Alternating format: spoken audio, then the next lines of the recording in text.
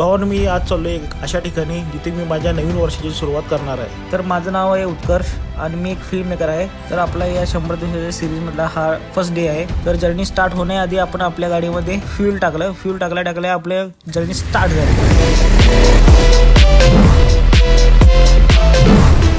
जवळपास 300 kilometre drive केल्यानंतर मला लागली होती भूक। त्यासाठी मी हॉटेलमध्ये थांबलो, मस्तपैकी जेवण केलं आणि तिथून पुढे परत आपला प्रवास चालू झाला।